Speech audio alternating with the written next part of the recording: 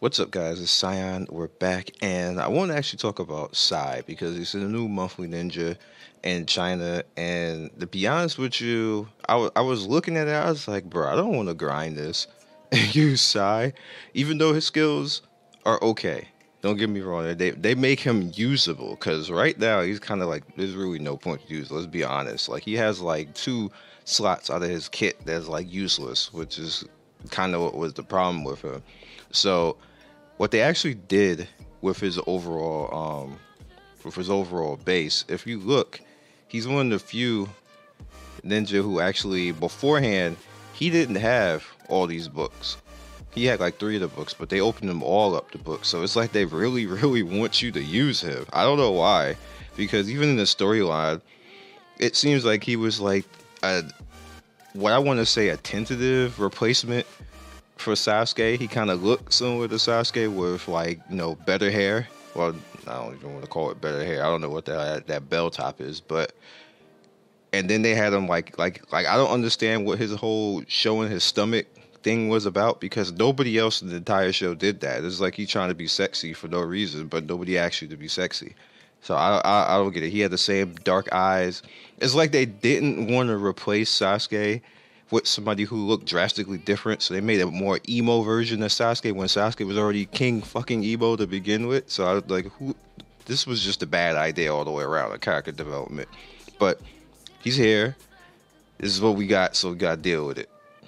All right. So to be honest, Sai, he is a seal class. What that basically means is he seals movement, and that's generally what you kind of gonna want to do with him to keep people from either resurrecting or actually being annoying. And they made him better. They made him tanky. Like I said, they made him usable because I couldn't find any reason to actually use this character that I tried before in the past with the Great Ninja War version. In this version, I was like, bro, I don't like this shit. Get out of here. If I could have deleted him, I would have. But all right, so pretty much his +2 skill, as you can see right there, it adds 50% of their own attack. Pretty much. If they enhance their strength, they have to still be alive though. If they're not alive, it doesn't count. And it's not a cumulative thing, as you can see right there. Which is, I'm glad that they actually said that because there's a lot of things like say what Sage Naruto. They don't really explain Sage Naruto. We know he ramps up, and we know it falls off eventually, but they don't tell you. And I eventually found out, actually during live stream, that his ramp up power falls off after 2 rounds. The third round, it just resets all over again, and then you have to ramp up all over again. Which I guess that makes him not be any more broken than he already is right now. But it needed to be said. So I'm glad that they actually did that. We see the effect is not accumulated to other line. That's good. Thank you, Tencent, because there's no reason for us to have to theory craft bullshit like that. You're supposed to tell us. Anyway, let's see here. All right, this one is a little bit cut off, but pretty much is the Y prompt, and as you can see, instead of actually doing the ramp up, it'll cause. I can't even bring this over. Yeah, I would have to move the whole thing. We ain't doing all that. All right, so pretty much what happens is kind of like the same way if you're like a healer. If they die, they're gonna disperse anything that's on the actual character. So any debuff that's on side, they'll disperse it, which is kind of interesting. As you see, like any random damage, they'll sacrifice themselves or anything. So if he has like poison or fire on him or something like that, it's pretty much gonna just dispel it. Which is pretty cool. That's like it's kind of like the tail beasts when they kind of heal themselves, but the pets actually do it. Which I mean, if they're not tanky, then it won't make a difference. And I don't know that yet because I don't actually have it. And it's interesting, but I mean, like if I don't have them, I don't know if they made them a little bit more tanky. I would like to think so, but I doubt it. They'll probably just die super fast, so they probably won't even be alive to even decurse them. So we'll see. Alright, so this one pretty much, if you notice the difference right here, it just added the 5 combo on top of it. Like, that's it. Same damn thing. And then it causes the fell to ground, which is the mobile. Now this became interesting because this now, as you can see right there, it still is going to follow the repress, but it's also going to cause the immobile again, which, like, goddamn, how many times are you going to freaking... like screw somebody with one character. It's like 3 times. Anyway, it triggers twice now, which is pretty cool. As you can see before, it didn't trigger that twice before. So that's cool that he can actually trigger twice. That makes him a little bit more usable too. And if you see right here, this is pretty much like, see, this is him calling out. And my problem with these types of skills is that this shouldn't be a part of a kit.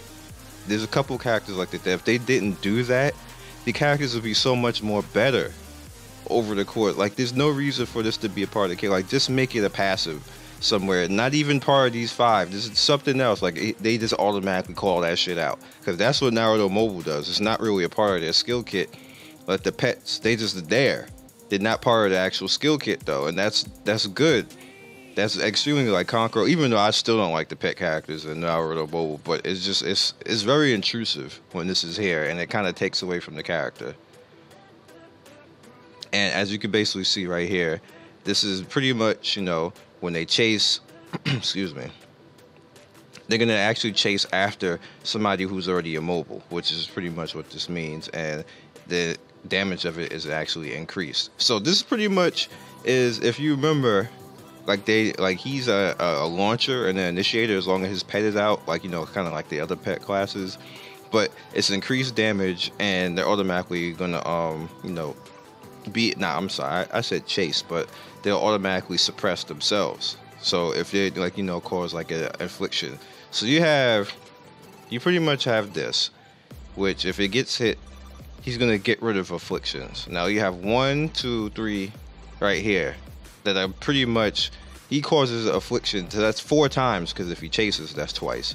So there's 4 times that he can cause affliction. So while he's in the course of actually attacking, that kind of screws people. This is what I was talking about. What they kind of do with the skill breaks is they make them break the system a little bit, which is why some of the characters end up better overall than the originals, or better than actual paid characters, because you actually break the system like this, and that makes them actually usable in game. This is good balancing right there. Like, people who are like small-minded don't kind of really understand. I'm not saying everybody's small-minded, I'm not trying to disrespect anybody, but if you notice, a lot of people don't quite understand the balancing behind that, and why people use certain characters, like why people are using Fu, like last month's ninja. People are using Fu now because he breaks the fucking system. He like sleeps you like 5 times around. Like, there's nobody else paid that you can do that with. Like, that's broken, and that's why people use stuff like that. Sasuke attacks like 8 times in 1 round. Nobody else does that. Like, that's ridiculous. The same thing with Itachi and stuff like that. That screws people. You're screwed if you have somebody afflict you 5 times around. You can only at the most, even if you have 2 healers who heal twice, the most that you can do is get rid of affliction maybe 3 or 4 times in 1 round. But if you have 1 character afflicting you 4 or 5 times and not counting the other 3, that's a problem. That's a problem. It just is. So anyway, that's what I said. People sometimes are a little bit small-minded. They don't see the tree for the forest, and you know, they kind of don't understand balancing and how to actually win without paying their way to a win. And that's the problem with pay to win gaming. It just becomes an issue where you're trying to satisfy gamers who don't typically know how to play games. They just know how to swipe a credit card, and that's not gaming. It's never. You can't even call yourself pro at that point. I have a strong issue with somebody saying that they're pro when they paid their way to it. You didn't earn it. That's not pro. But see, that's just the old school me talking to the younger generation, trying to tell them to grow the fuck up. But anyway, we have this one, Dark Camouflage Tactics, and pretty much this is cool because he increases the attack and ninjutsu. So when he says persuade a lion, I guess this what they're trying to say, but this is that the lions have to actually be out to actually have this actually work. Now, dude, if the lions die, does it go away? That's a good thing. Does it keep the buff the rest around, or when as soon as they're out of there, that's it? And then you have the Y2, which is interesting. Before each turn, before each turn, the first action, call lion to fill and disperse all abnormal state. All right, so here's the cool thing. Not only can they do it right here, but now you have them in the passive before each action. If you have an abnormal state, they pretty much can get rid of it. See to disperse all abnormal state while imposed 20% based on their own resistance to the shield. So they actually shield you on top of that. Now, I'm trying to understand. Like I said, I still won't use this character because these two, it depends on how strong these lions are. If they can actually take a hit, like Sakura's slugs can actually take a little bit of a hit. They can take a little bit of a hit. They're not super tanky, but they're better than Naruto's clones, and they're better than, like, you know, Kakashi's clone and the normal Kakashi. But they can take a hit and be useful. And then there's a lot of them on top of that. You get 3 of them here. Can these things take a hit? Because if they can take a hit, then that makes Sai badass. He'll probably be used. People probably use him. If they cannot take a hit, then this is all useless. They're just pretty much fodder, and it's cool that they'll probably decurse him or something like that once or twice or something, and give him a little bit of shield to make him a little bit tanky. But if they cannot live long enough, like if somebody could come out there with like a Angel Conan or Shark Kasame or something like that and just shut this shit down immediately, and then they just like paper thin and die, then Sai is useless. They just did all the skill breaking for nothing. So I didn't really want to talk about this that long in depth, but it was pretty interesting what they did overall, and I wanted to actually explain a little bit of what they're actually doing with these characters, because these characters are basically trying to balance the game out. That's what they're doing with all these characters. They're just trying to balance the game out, and then they just turn around and make another $50,000 character all over again, which kind of like defeats the whole purpose of this. Like, yeah, but that's what these characters are supposed to be doing. They're supposed to make it so it at least is a little bit fun, and you can try doing something different. Sai's different. I don't know what you're supposed to do with him. Like I said, but he can afflict you about as many times around as Sasuke can. So if you put both of them together, that's like somebody trying to, like, that's literally, if you add up both, that's 9 times that you'll be afflicted in one round from 2 characters. As long as they get the attack. If they don't get the attack, then it's like GG. But yeah, so you throw in somebody like, maybe you throw in like the broken Danzo or maybe a Earth main, you're kind of fucked. Like, you're gonna be kind of screwed. That kind of sucks. Maybe a Kyrene. You throw that in, like we can bring in, maybe not that Minato. He's ass.